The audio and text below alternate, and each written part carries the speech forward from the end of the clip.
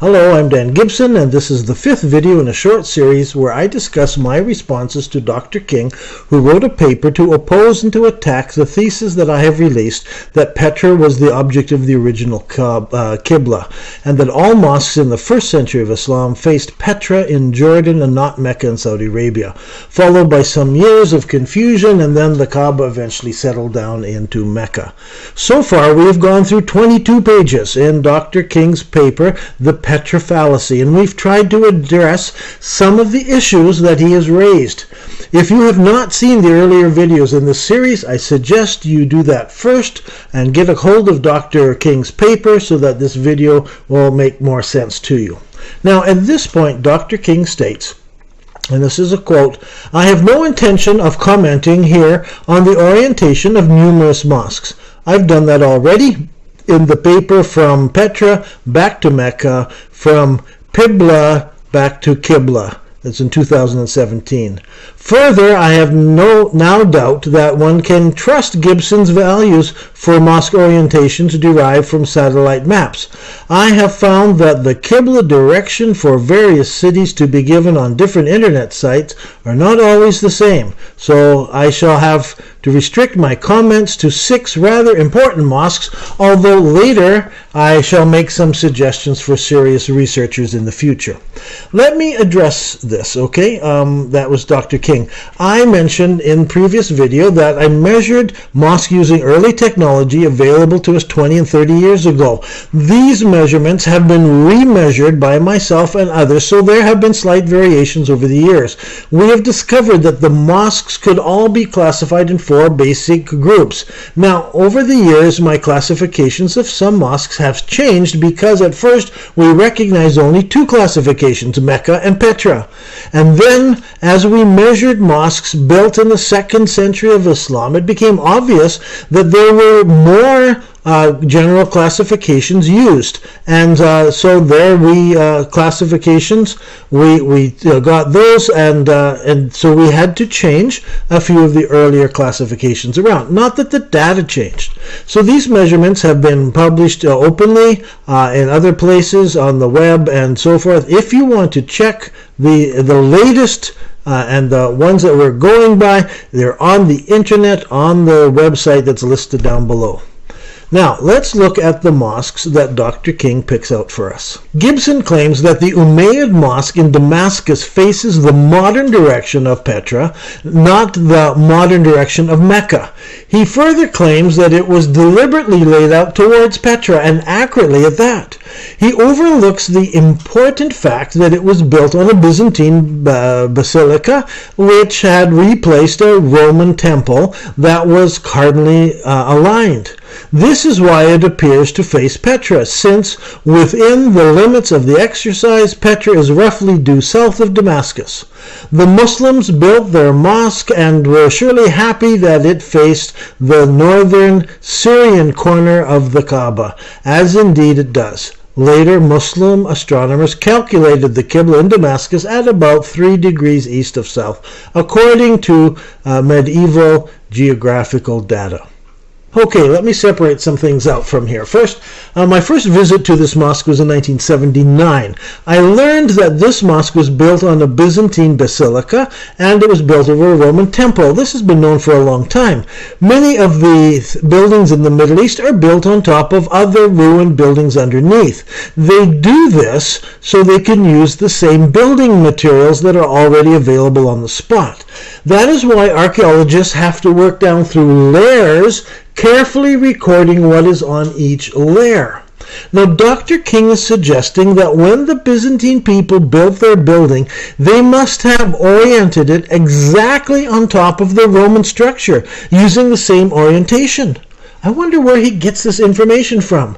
This is not the common practice that I've observed. Usually the area was leveled and then the builders start afresh, using the building blocks that are laying around. So the old floor remains intact but under a layer of debris used for leveling. The new building is usually not influenced by the layers that lay underneath it. So did the Muslims use the exact same orientation that the Byzantines used? Or did they tear down what ruins were left and level them and then start rebuilding? First, let's use the Qibla tool that we have, and let's choose let's go in it, watch as I do this, and then we'll choose the building we want. Next, let's zoom down over that building. We'll zoom in. Third, let's look at the orientation in the box on the right. This is the Qibla here, we can see, is oriented at 177.21 degrees, which is about 3 degrees off the cardinal direction. For Dr. King, this is close enough, but the Romans and the Byzantines could accurately measure east and west, using nothing more complicated than a sundial, or even just observation of shadows on the ground. Why would this building not match the cardinal directions exactly, if that's what they were aiming at? Now, using this tool, you will see that this mosque is not oriented exactly towards Petra. That is something we thought might be the case 20 years ago, until we recognized the between position. This mosque does not face Petra, but it faces the between position within an accuracy of 1.1 degree. But the proof is not in the orientation of one building. The proof is in the orientation of some 20 buildings with the same orientation, pointing from different places, scattered all around the Middle East, pointing at that between position. Next, Dr. King jumps to the Mosque of Umar in Jerusalem. I mean, that's all he tells us about Damascus. He just seems to think that we should accept that they used an earlier foundation and obviously pointed in the same way. Well, now we move on to Jerusalem. Similarly, the Mosque of Umar in Jerusalem was built so that it was aligned in a southerly direction. I'm reading Dr. King now. Like the temple complex, which is roughly cardinally aligned. Gibson claims that the mosque faces Petra, but in fact it is happily facing roughly due south towards the Kaaba. It was some time before the Muslim astronomers announced that the Qibla of Jerusalem was about 45 degrees east of south, according to the medieval geographical data. So, in the Qibla tool, let's do that again. Click on Jerusalem. Let's skip over to Jerusalem. Now, you see 3 buildings come up. We have the Dome of the Rock, which has no Qibla. We have the Dome of the Chain, which has a Qibla that is easily observed by any of the tourists who can go there, and Al-Aqsa Mosque, which also has a Qibla. So here on the right, we can see that the summer solstice and the cardinal directions in 1880, and they have nothing to do with this alignment of this building. We're looking at Al-Aqsa Mosque. Also, there are lots of various walls on what is known as the Temple Mount, but the Qibla wall on the mosque does not necessarily just follow the nearby local walls. We know this because we have records of how the mosque was built, and even the name of the man who set the Qibla. Of all the men in the Muslim army, he was chosen as the one who had knowledge on how to set Qiblas. So the setting of Qiblas was not common knowledge. Just a few old men could do it. And in the old days, those men were involved in navigating camel caravans across the Arabian deserts. Now they didn't need to do that anymore. But in the old days, they had to take their camel caravans over the desert to a point beyond the horizon. And they knew how to do that. They had the knowledge. And so the man named Ka'ab had learned this, and he's the one who set that Qibla. And he did not point it towards Petra. It is 12 degrees off to, he did not point it to Mecca. That's 12 degrees off to Mecca. You would have thought that with your camels in the desert, you would be hundreds of miles off course if you were 12 degrees off course. Our data shows that it was very close to Petra, and also close to a between position. There are only 0.3 degrees difference between these two. So this mosque could be categorized as either Petra or between in order to classify it, but then we need to have some more historical information to understand what else was happening. Since the Wasat or the between mosque had not yet been built, yet I would assume that this mosque was oriented towards Petra like all the others of its period. But Dr. King tells us that it is, quote, happily facing roughly due south towards the Kaaba. I guess he is happy with a whopping 12 degrees off the Kaaba towards Mecca and a whopping 10.4 degrees off the south cardinal direction. Or does he mean that the walls of the mosque are orientated similarly to the Kaaba building itself? Nope, he doesn't. That doesn't work here. I'm not really sure what Dr. King is telling us, but he sees something in the Kaaba building in Mecca is reflected somehow in Jerusalem. But why did Caliph Umar allow the building to be plotted with such a poor Qibla? He was there himself when they started, and he carefully chose the actual spot for the mosque so that it would be the foremost object. Nothing could get in front of the Qibla, and that's what we see today. It's up against the wall, so nothing could get in front of it. So when Umar commanded this, the mosque was built pointing directly towards Masjid al-Haram in Petra. The focal point of all of the mosques at that time was in Petra, and we can test all the other mosques and see where they pointed. That's how I read archaeology and archaeological account. There's no mention of astronomically aligning it in different directions. There was no discussion over which astronomical directions to have. Muhammad's only been dead 78 years, and the Quran clearly said to face Masjid al-Haram, and that's what this mosque did. Now, King moves on to China. Let me quote. The Mosque of Guangzhou in China dated to 627, but this is legendary. It is oriented at 292 degrees. Gibson maintains it was deliberately aligned towards the modern direction of Petra at 295 degrees rather than towards the modern direction of Mecca at 285 degrees. Since it faces the modern direction of Petra within 3 degrees, Gibson thinks that those who built it must have used a correct mathematical ? Procedure. More likely it was oriented towards summer solstice, about 295 degrees. One should keep in mind that the mosque has been rebuilt several times, although tradition would probably have dictated that the basic layout by the companions of the prophets was not to be changed. Also, one could ask how Muslims from Petra might have reached China before the death of the prophet and built a mosque towards the modern direction of Petra. This would be possible in a world of fantasy. Gibson believes they had ships. I have suggested flying carpets. I repeat that the origins of this mosque are legendary. Okay, let's go to the data on the internet, and we can type in China, and we can see there are 3 mosques in China. The one we want is the one on the bottom. Let's make our way over to China and zoom in. Here is the street outside. You enter this compound through this building here, and on the left is the lighthouse, which was converted into a minaret.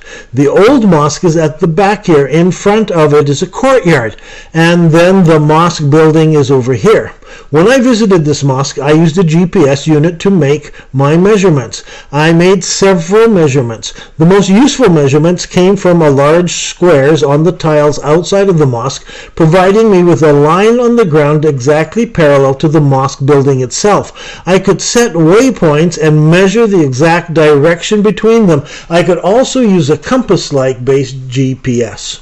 Now you will notice that I no longer classify this as a Petra mosque, even a between mosque. It is because I am unsure of how it should be classified. It is obviously not a Mecca mosque, and it is very close to a between position. The mosque, you can't date it with complete accuracy, as Dr. King has said. So if we click the more information, we can see some photos I took and then a bit more information. A manuscript from 1206 claimed that the mosque was originally built by an uncle of the Prophet, Abu Waqas, on his first Muslim mission to China in 630 AD, this is during Muhammad's lifetime. The problem is that this mosque was rebuilt around 1350 and again in 1695, so we can't be absolutely certain that the building we are measuring today is the original building. But it is fascinating that the existing building is within 0.1 degrees of the between position, and as Dr. King points out, it is close to the summer solstice. Dr. King asks how Muslims from Petra might have reached China before the death of the Prophet and might have built a mosque facing Petra, or the between position. King claims that this would only be possible in a world of fantasy. Gibson believes they had ships. King says, I believe maybe they had flying carpets. He's being sarcastic here.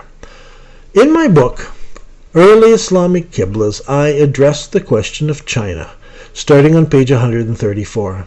I provide at least 10 examples of contact between the Arabs and China, starting around 100 BC and going through to 600 AD. This does not include the Nestorians. These examples are taken from Chinese historical accounts themselves. Years ago, I had contact with John Hill, another Canadian historian, who was translating ancient Chinese texts. The one he was working on was telling the story of a Chinese explorer who visited the Middle East around 25 to 55 AD. The problem was the Chinese wrote descriptive names of places rather than the names that the locals used. John Hill slowly was unraveling the route that the Chinese were taking, and when he came to Nabatea, he asked me to help him to work out where these places were. Many of them were immediately obvious to someone who had spent years in the Arabian desert studying the ancient sites. Others took a bit of exploring to trace the routes to see what the Chinese experts were seeing and what they were writing about. I enjoyed this exercise very much, but what was a major surprise to me was that the Chinese records mentioned that the Chinese took a group of men back to China with them to display their skills before the Chinese court. This is important because historians have often wondered about the early contact between Arabs and Chinese, who first developed which technology, and it's been argued back and forth. Now, any Nabatean worth his salt knew how the basic fundamentals of navigation by stars worked, and so they could travel anywhere in the world and they would know where they were. They could cross those barren deserts in northern Arabia and up the deserts in Syria, and they could go directly to Babylon, for instance, and Baghdad, because they knew where they were going because they used the stars. Is it any wonder around this time that Arab ships sailed from Aden directly across the Indian Ocean towards China? They did it because they had been there. They had been on the other side. They had looked up. They had seen the stars. They had measured how far north and how far south they were. They looked at the rising and the setting of the stars, and they calculated where they were. And so the people in Petra or back of the Nabateans could make that trip all the way across. But Dr. King refers to, he even doubts, this is 500 years after this, he's saying, I doubt they could do it, and he ridicules the suggestions as all it's fantasy.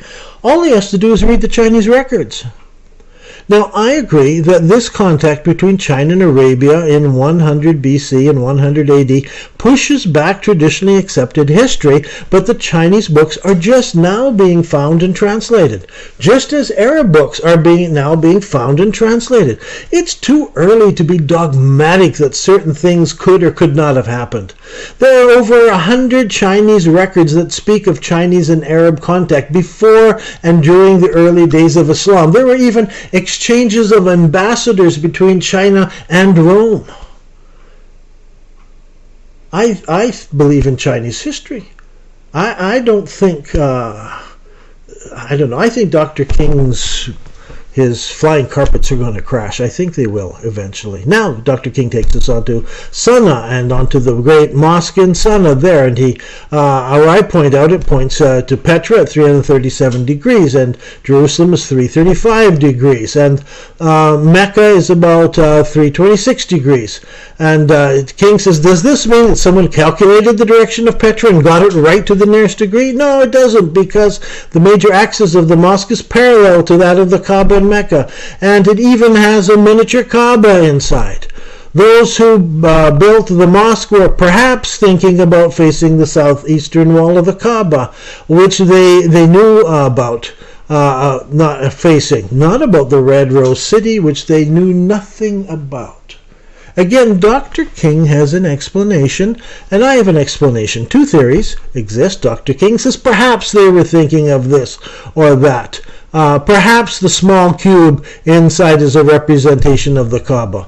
All I know is that I've only heard from Dr. King about this, but as I've looked at that square block inside, and I've looked at the one in Mecca, that one I've looked at from satellite images. The one in Yemen, I visited and been there and measured that. So I'm not sure there's an alignment between those. But anyway, Dr.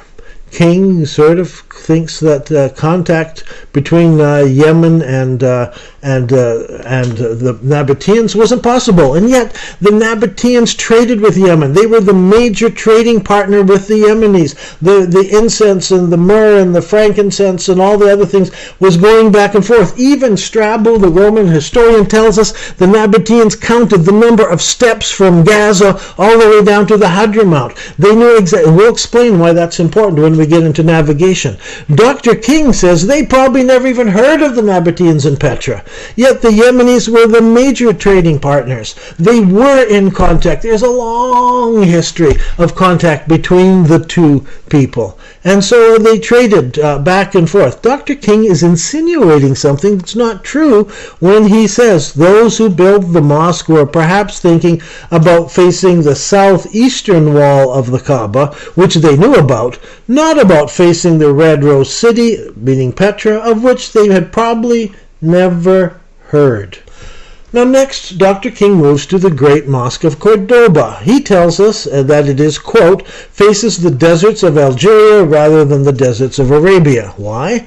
The suburb of Roman Cordoba, that was called Colonia Patricia, which sloped down to the river from the cardinally aligned central part of the city, has only in the last 20 years been excavated.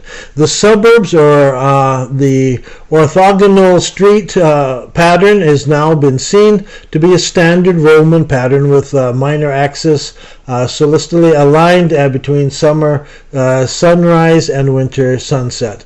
So now we see that the mosque was built exactly in accordance with that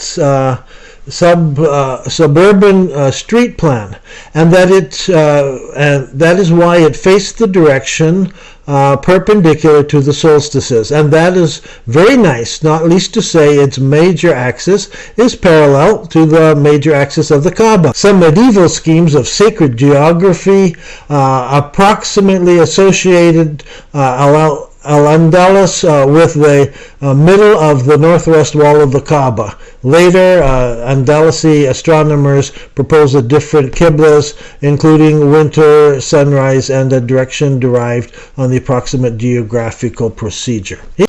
King goes on. Several early mosques in the Maghreb, from Morocco to Tunisia, face the same southeasterly direction of the Mosque of Cordoba, thanks to the Romans, and thanks to the alignment of the Kaaba, and thanks to the late American Islamicist and historical geographer Michael Bonini, who discovered this.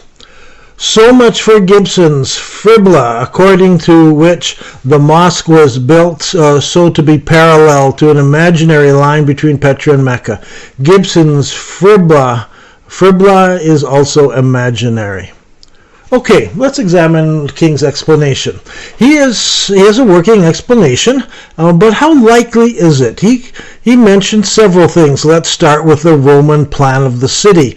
And the second street plan, its minor axis, is a line between summer sunrise and winter sunset. Here's an archaeological drawing of the Roman city. The streets in red are placed over a modern map with its gray. Notice the difference between the older northern center of the city and the southern part. They are aligned differently.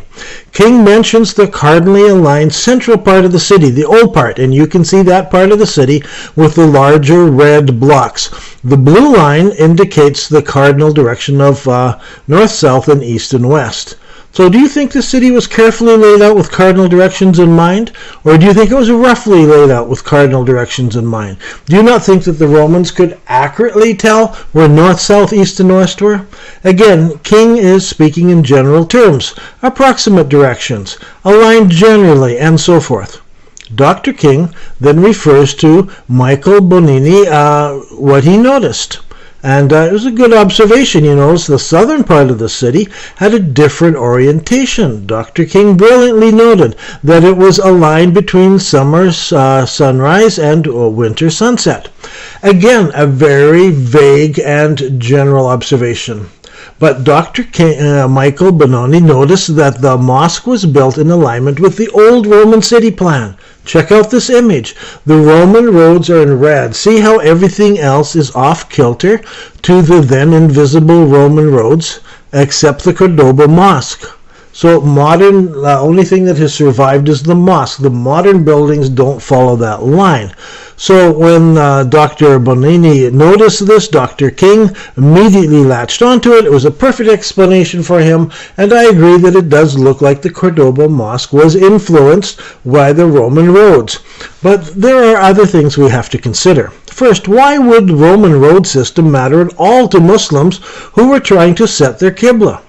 Look, here is the great mosque in Jerash, a Roman town in the Decapolis. The mosque is off-kilter to the Roman road system. The people back then had no objection to orienting the mosque different from the road system.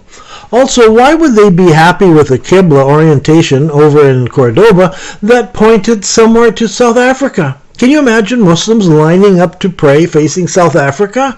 How do they fit that into their Quranic command that they should be facing Masjid al-Haram? Second, the other mosques built in North Africa copied their same mosque orientation.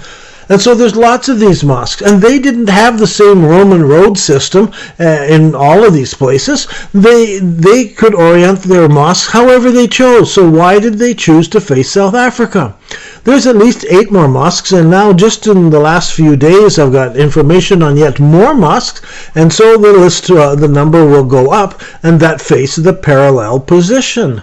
Obviously, something else is going on to convince them to use the same orientation as Cordoba, not just the Roman system. My theory takes this all into consideration and provides reasons. I think the Roman road system happened by chance. It may have influenced the Muslims at this time. According to my research, though, they struggled with the idea of the two Masjid al-Harams, the old one in Petra and one now in Mecca. The people in Iraq, led by General Hajjaj, had solved their problem by pointing to an in-between position. I believe the people in Spain, the Muslims in Spain and North Africa, solved this problem by ignoring both the Qiblas of Petra and of Mecca, and by drawing a line and realizing they could go parallel, and it neatly fit the Roman road system and the property where they were wanting to build their mosques. So everyone was happy. And the other Umayyad mosques in Spain and North Africa followed suit as in a parallel Qibla. It was only after the Abbasids took over everything that the parallel Qibla was abandoned, and the Qibla towards Mecca came into place. Dr. King then turns his attention to the mosque in Wasat, in the province of Al-Iraq, and Dr. King notes that it was built in 705, later demolished, and a second mosque was erected sometime between 1000 and 1155 AD in a completely different direction, at about 50 degrees south. So Dr. King then gives us some general information about the mosques and attempts of various scholars to explain why this mosque had such a Qibla. Dr. King then tells us, quote, "In fact, it faces winter sunset, which was taken as the Qibla by the first generation of Muslims in Iraq. The second mosque was oriented in a Qibla for Wasit that had been derived by someone familiar with the medieval geographical coordinates and mathematics. The orientation of the two mosques has never previously been explained in modern times. So, let us use this mosque tool that we have to check the solstices. In this tool, the solstices are set to match as they were in 800 AD. They are slightly different today as the star chart has shifted in the last 1,000 years. As you can see, the Qibla could be said to be close to the winter solstice, but only if you are taking into account in general terms. The newer mosque has the Qibla facing Mecca, as we would expect. Now, King goes on. The plan of the first two mosques at Wasit was first published by an Iraqi archaeologist, F. Safar, in 1934. It tells us all we need to know in order to understand about the general notion regarding early mosque orientations. I find this a most interesting statement. No early mathematicians are quoted here. No Islamic sources are quoted here. Just a detailed drawing made in 1934.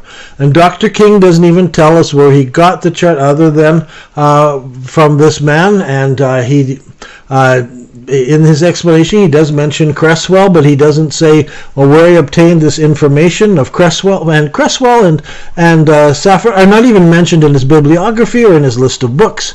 Now, I've collected pretty well all of Cresswell's books and writings and a lot of Safar, and just so that I could have these resources and check them and look at them.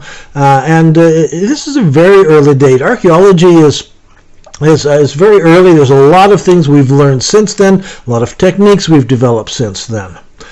Dr. King goes on. The first mosque there was erected in 706 towards the winter sunset because that was the Qibla, or one of the Qiblas of the early Muslims. Clearly, this seemed like a good idea at the time.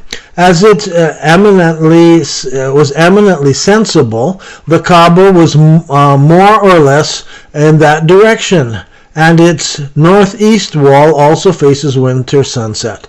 Thus the Qibla wall and the mosque were parallel to the southeast wall of the Kaaba. Listen to what Dr. King is trying to say. He assumes that the Qibla that was sort of more or less towards the winter sunset was acceptable and must have seemed like a good idea at the time. His evidence for this is not some early writer, but simply that the northeast wall of the Kaaba in Mecca was more or less in that direction, and also that the Qibla wall of the mosque was parallel to the northeast wall of the Kaaba. Do you not find it interesting that they could build a wall that was parallel to the Kaaba, but did not have good enough tools and knowledge to face the Kaaba? Parallel works for Dr. King in Wasit, but it doesn't work for him, and he mocks it when I suggest it in North Africa. Listen, I carefully researched every Islamic account I could get my hands on about this period of time. Who built the mosque? What did we know about what was happening at that time in Islamic history? What struggles were taking place, geographical, politically, and religiously? And yes, it's mentioned in Islamic history. Found it there. It's even mentioned as one of the bad things that the Caliph allowed to happen during his time in office.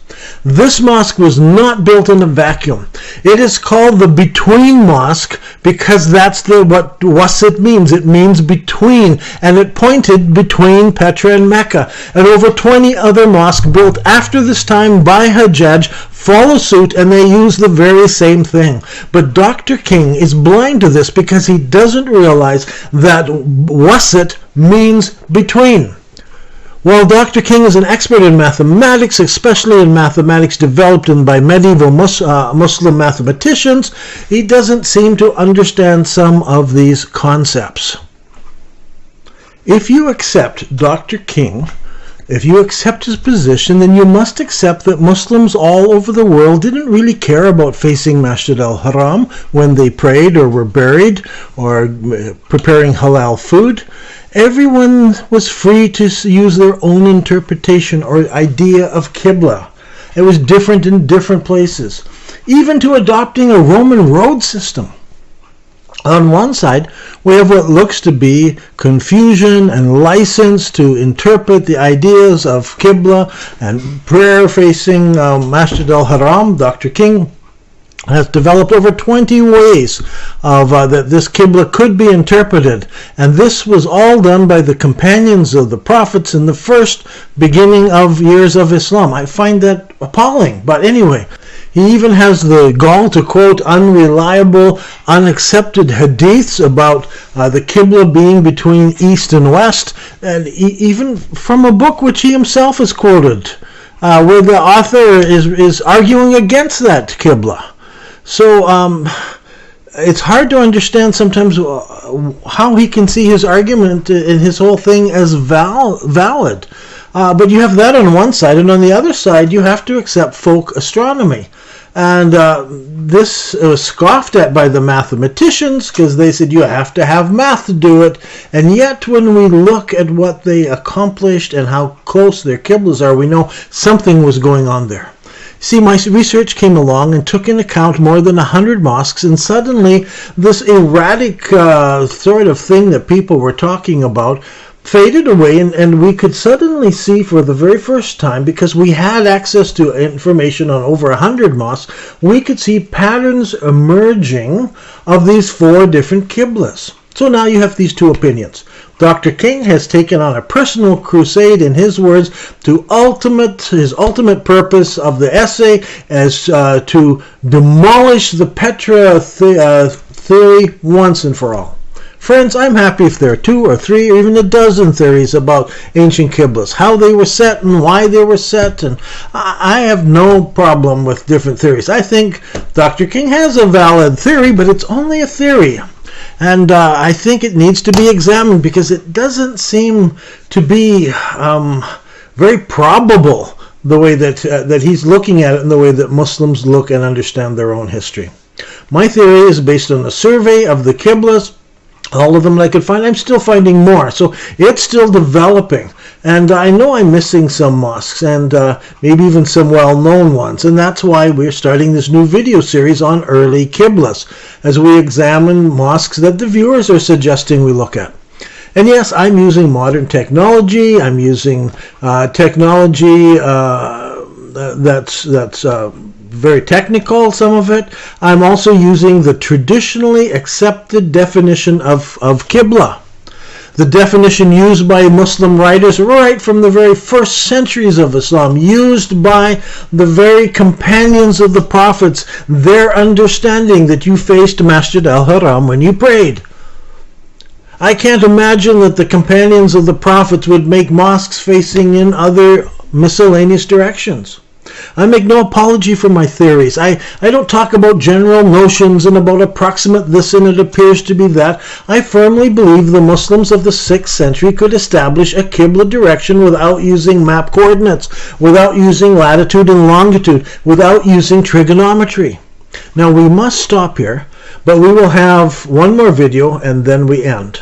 And we'll try to bring this all together. I'm Dan Gibson, and this has been the 5th video in a 6-video series on Gibson versus Dr. King about the early Islamic Qibla.